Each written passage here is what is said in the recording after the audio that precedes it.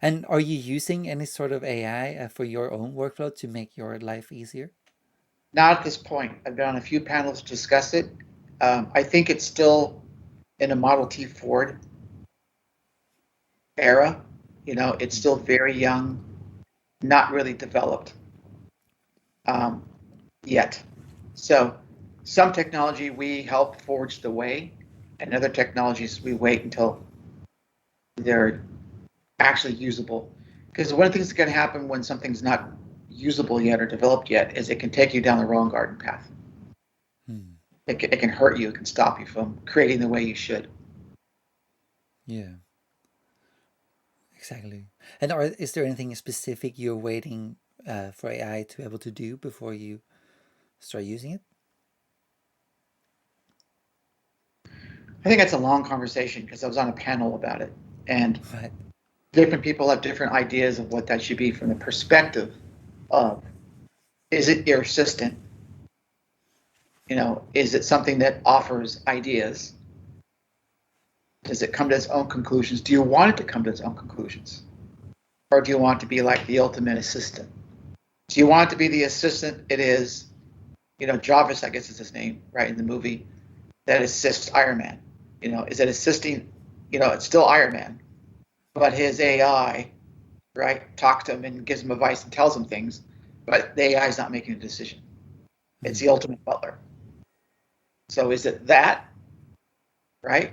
Or is it like what you just described, where it reads the tea leaves, for lack of a better description, and pushes out the conclusion?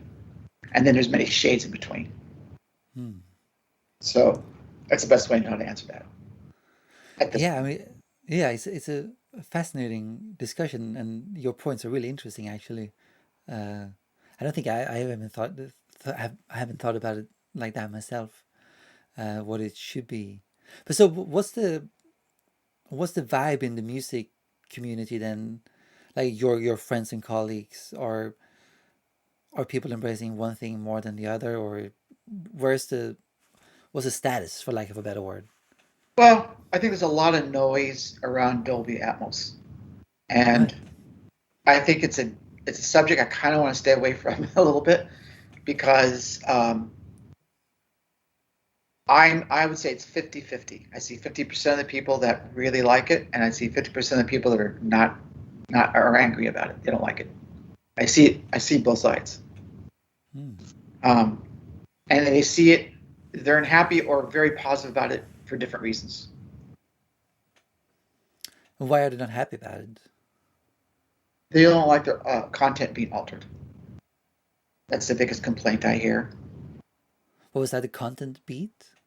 Well, what I mean by content is you're Pink Floyd and you made a record when you were 19 and you put the guitar in the left speaker, and Right. Right.